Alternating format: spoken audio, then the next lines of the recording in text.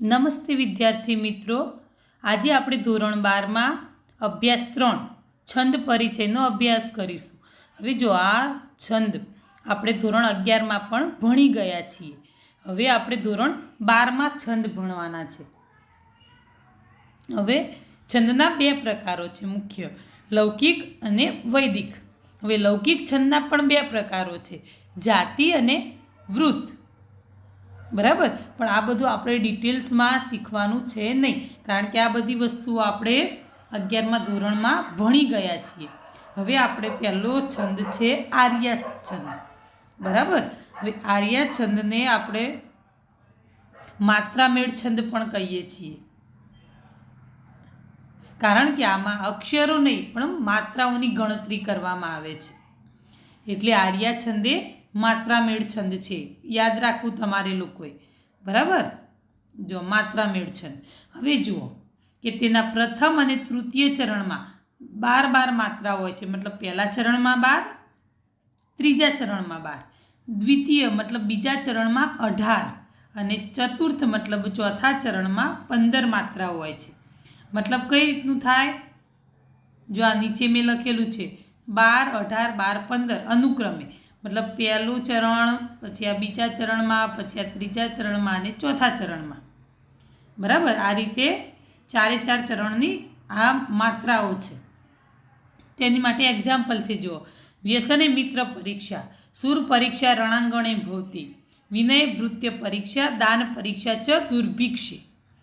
તો એનું ભાષાંતર છે કે આપત્તિના સમયે મિત્રની પરીક્ષા થાય છે, યુદ્ધના મેદાનમાં સુરવીરની પરીક્ષા થાય છે, સેવકની પરીક્ષા વિનયમાં અને દાન આપનારની પરીક્ષા દુષ્કાળના સમયે થાય છે.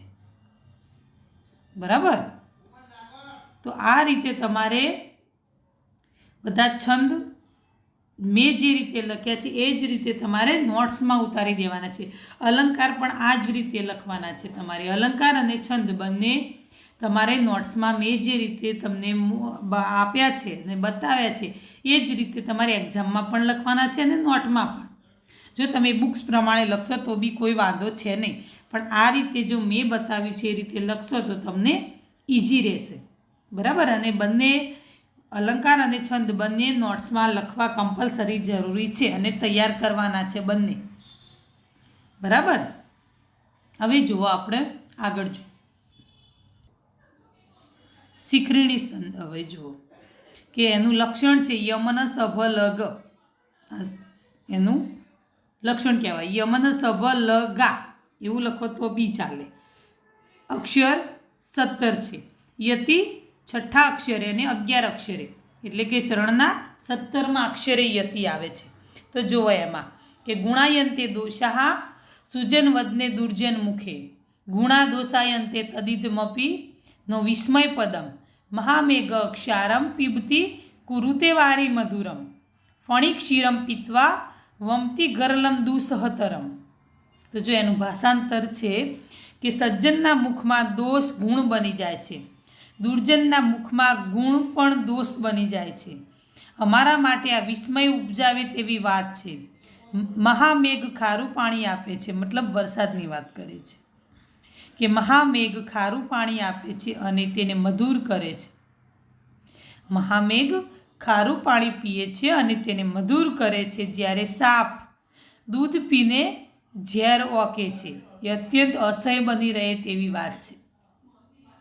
જો મહામેઘ મતલબ વાદળો દરિયાનું ખારું પાણી શોષે છે અને વરસાદ રૂપે મીઠું પાણી આપણને આપે છે, અને સાપ જુઓ કે દૂધ પીવે છે છતાં પણ શું કરે છે, ઝેર ઓકે છે. બરાબર, તો આ રીતે આ તમારે છંદ લખી દેવાનો છે. જો વંશસ્થમ, એનું લક્ષણ છે જત જર, અક્ષર 12 છે. એનો જો શ્લોક છે વરમ વનમ વ્યાઘ્ર ગજેન્દ્ર સેવિતમ, દ્રુમાલયમ પત્ર ફલાંબુ ભોજનમ, તૃણાની શય્યા વસનમ ચવક્કલમ, ન બંધુ મધ્ય ધનહીન જીવનમ. તો વાઘ અને હાથીથી સેવાયેલું વન સારું, ઝાડરૂપી નિવાસસ્થાન સારું, પાંદડા ફળો અને જળનું ભોજન સારું, તણખલાની પથારી અને ઝાડની સાલના વસ્ત્રો પહેરવા સારા, પરંતુ બાંધવોની વચ્ચે ધન વગરનું જીવન જીવવું સારું નહીં. જો શું સારું અને શું ખરાબ એ વસ્તુ આમાં તમને સમજાવી છે કે જો વાઘ અને હાથીથી સેવાયેલું વન સારું, ઝાડરૂપી નિવાસસ્થાન સારું, પાંદડા ફળો અને જળનું ભોજન સારું, તણખલાની પથારી અને ઝાડની સાલના વસ્ત્રો પહેરવા સારા, પરંતુ બાંધવોની મતલબ ભાઈઓની વચ્ચે ધન વગરનું જીવવું સારું નહીં. બરાબર. હવે આગળ જોઈએ આપણે વસંત તિલકા. જો તો એમાં લક્ષણ છે તબ જજ ગાગા કે ગ ગ જે લખો એ ચાલે. અક્ષર છે 14 અને યતિ છે 8મા અક્ષરે. જો એમાં શ્લોક છે નિંદંતુ નીતિ નિપુણા યદિવાસ્તુ વંતુ લક્ષ્મી સમાવિસ્તુ ગચ્છતુ વા યથેષ્ટમ અધૈવ વા મરણમસ્તુ યુગાંતરે વા ન્યાયાત પથ પ્રવિચલંતી પદમ ન ધીરા.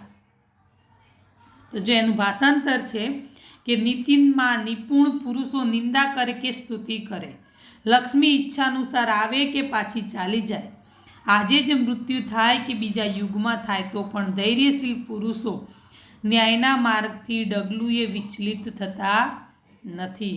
મતલબ કોઈ બી પરિસ્થિતિમાં ધૈર્યશીલ પુરુષો ચલિત થતા નથી.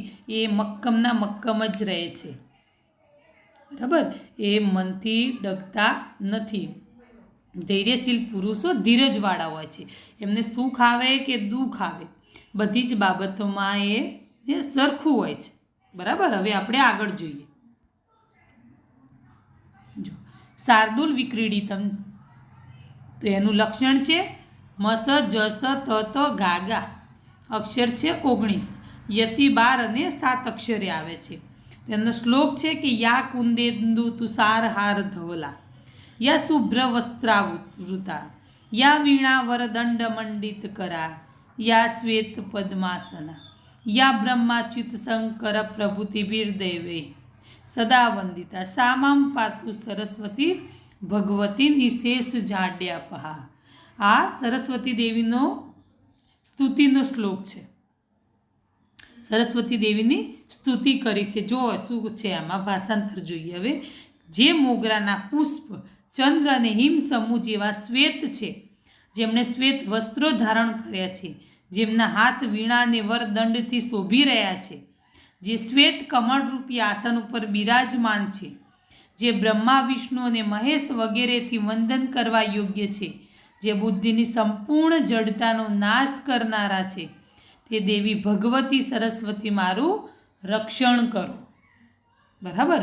તો તમારે આ જ રીતે છંદ અને અલંકાર બંને નોટ્સમાં ઉતારી દેવાના છે અને તમારે તૈયાર કરવાના છે. કારણ કે બંને બે માર્ક્સમાં એક્ઝામમાં પૂછાય એટલા માટે થઈને. બરાબર. ચલો આ છંદ પણ આપણા પૂરા થાય છે.